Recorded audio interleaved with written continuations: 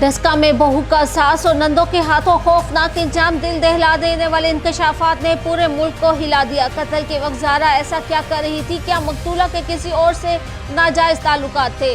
सगी खाला ने इंतहाई इक़दाम क्यों उठाया? मासूम बच्चे के सामने टुकड़े किसने किए? मकतूला के सर को क्यों जलाया गया? वालिद को कैसे मालूम हुआ कि ज़ारा अब इस दुनिया में नहीं रही? जानिए खबर टाइम की स्टोरी में। 10 नवंबर की सुबह ज़ारा कदीर के फोन की घंटी बार बार बज रही थी, मगर कोई फोन उठा नहीं रहा था। आज से कबल ऐसा बहुत कम हुआ था कि ज़ारा के फोन पर इतनी बार कॉल्स आने के बावजूद कोई जवाब न आया हो। ज़ारा को सऊदी अरब से वापस आने के बाद वालिद के घर से अपने ससुराल गए अभी 3 दिन ही हुए थे। ज़ारा के वालिद शब्बीर अहमद इसी सोच में थे कि उन्हें ज़ारा के शोहर का सऊदी अरब से फोन आया और उन्होंने भी अपनी यही बात दोहराई कि ज़ारा से राब्ता नहीं हो रहा। ज़ारा का ये मामूल था कि वो रोज़ाना दिन में 2 या 3 मरतबा अपने वालिद और शोहर को फ़ोन करके उनकी खैरियत दरियाफ्त करती थी। वो सऊदी अरब में मुकीम अपने शोहर को भी दिन में मुतअद्दिद मरतबा कॉल्स करके अपने 2.5 साल बेटे और अपनी खैरियत से मुतल्लिक आगाह करती थी। ऐसे में जब ज़ारा 9 माह की हामला थी तो उनके शोहर और वालिद की जानिब से इनके फ़ोन न उठाने पर परेशान होना फितरी था।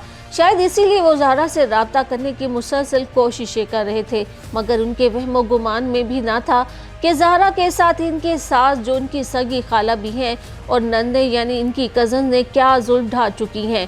पाकिस्तान के सूबा पंजाब के ज़िला सियालकोट के इलाके डस्का में जब ज़ारा कदीर पर किए गए जुल्म का राज अफशा हुआ तो पूरा इलाका इस होलनाक वारदात से सख्ते में आ गया।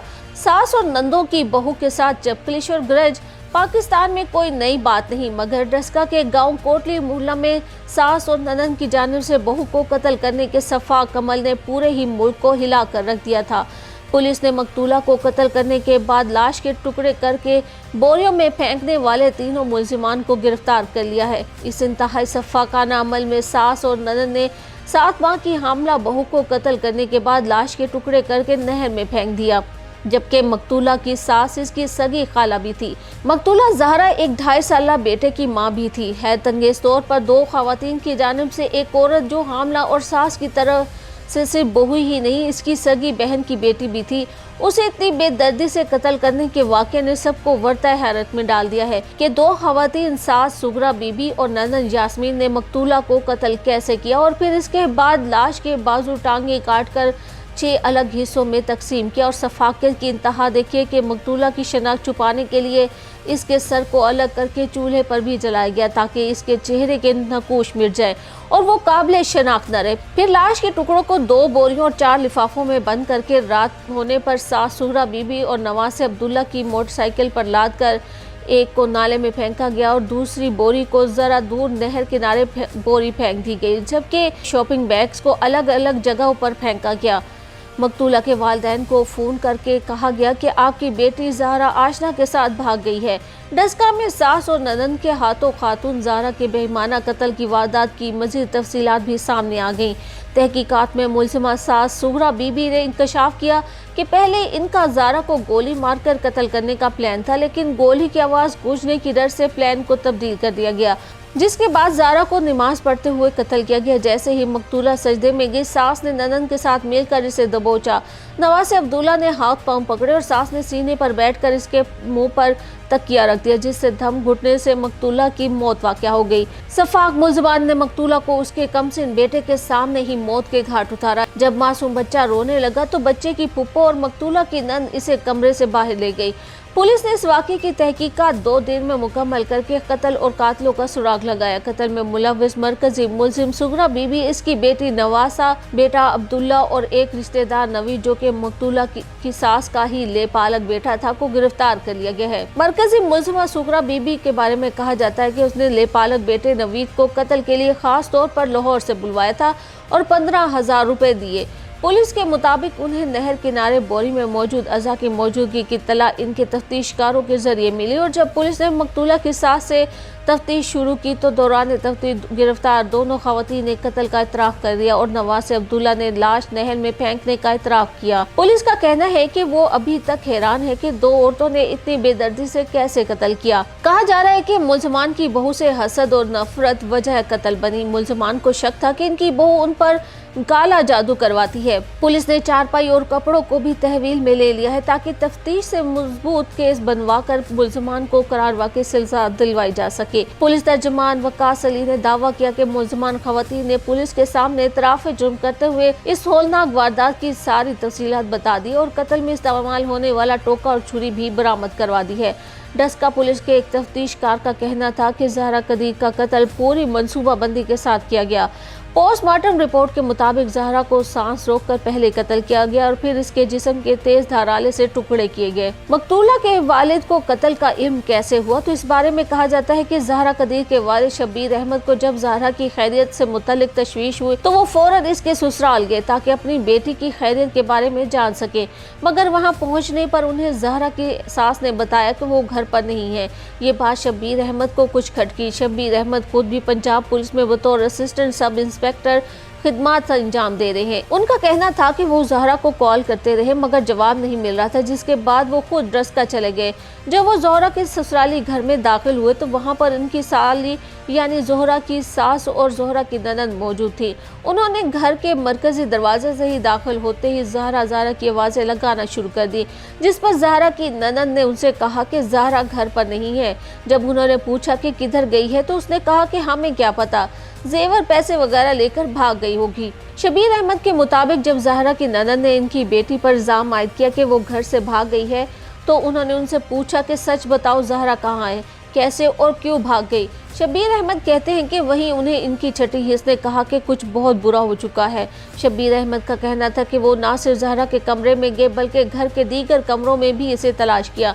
वहाँ उन्हें एक गैर मामूली बात महसूस हुई, वो ये थी कि ज़हरा का 2.5 साला बेटा भी घर पर था और घर को बहुत ज़्यादा साफ़ किया गया था, फर्श धोया गया था। बस यही देखकर उनका दिल बैठ गया और उन्होंने फ़ौरन ही अपने बड़े भाई को फ़ोन किया और साथ में मुकामी थाने के अलावा 15 पर कॉल कर दी। शब्बीर अहमद का दावा है कि पुलिस को इत्तला देने की एक वजह यह भी थी कि इनकी बेटी को माजी में भी ससुराल में एक बार मारने की कोशिश की जा चुकी थी। शब्बीर अहमद को जब उनकी बेटी ससुराल में ना मिली तो उन्होंने डस्का के मुकामी थाने में ज़हरा के ससुराल वालों के खिलाफ इसके अगवा का पर्चा दर्ज करवा दिया। ज़हरा कदीर के वालिद शब्बीर अहमद अपनी बेटी के मुतालिक बात करते हुए बताते हैं कि इनकी बेटी की चंद साल कबल अपने खालाजाद कदीर के साथ शादी हुई थी, जो कि 6 बहनों का इकलौता भाई है और सऊदी अरब में भी काम करता है। ज़हरा कदीर के वालिद शब्बीर अहमद ने अपनी इकलौती बेटी के मुतालिक बात करते हुए बताया कि इनकी बेटी की चंद साल कबल अपने खालाजाद कदीर के साथ शादी हुई थी, जो कि 6 बहनों का इकलौता भाई है और सऊदी अरब में काम करता है। शादी के बाद कदीर ज़हरा को अपने साथ सऊदी अरब ही ले गया था। वो अक्सर औकात पाकिस्तान आती रहती थी। उनका एक 2.5 साल का बेटा भी है। ज़हरा तकरीबन 1 माह पहले ही सऊदी अरब से पाकिस्तान आई थी। इस दौरान वो इनके पास रिहाइश पजीर थी और वाक़े से 3 रोज़ कबल वो अपनी सास और नंदों के कहने पर इनके घर डस्का गई थी। इनकी मरहूमा एहलिया ने इनकी बेटी का रिश्ता अपनी ज़िंदगी में ही अपने भांजे से तय कर दिया था। शादी के बाद कदीर और ज़हरा एक दूसरे का बहुत ख्याल रखते थे। दोनों में बहुत ज़्यादा मोहब्बत थी। वो खुद सऊदी अरब में था और अक्सर ज़हरा को भी सऊदी अरब ही बुला लेता था। कदीर की मां अक्सर ये इल्ज़ाम आयद करती थी कि मकतूला ने इसके बेटे पर जादू कर दिया है। इस बुनियाद पर अक्सर घर में लड़ाई झगड़े भी होते रहते थे। इब्तदाई तफ्तीश में मुल्ज़िमा ने पुलिस को ये भी बताया कि इनका बेटा अपनी बीवी का बहुत ख्याल रखता था, इसको पैसे वगैरह भी देता था, जो कि इनसे बर्दाश्त नहीं होता था। अब जब मकतूला दोबारा हामला थी तो मुल्ज़िमा खातून का ख्याल था कि अब इनका बेटा मुकम्मल तौर पर बहू की गिरफ्त में आ जाएगा। ज़हरा की लाश तलाश के लिए रेस्क्यू ऑपरेशन में हिस्सा लेने वाले एक एहलकार का कहना था कि वो सोच भी नहीं सकते थे कि कोई इतना जुल्म भी कर सकता है। कत्ल करना अलग बात है, लेकिन कत्ल के बाद लाश के टुकड़े करना ये बहुत ही जालिमाना अमल है। ज़हरा की तदफीन के लिए मैयत को गुस्ल देने वाली खातून कहती हैं कि जिस्म के इन 5 टुकड़ों को गुस्ल देना जिंदगी का भयानक तरीन तजुर्बा था।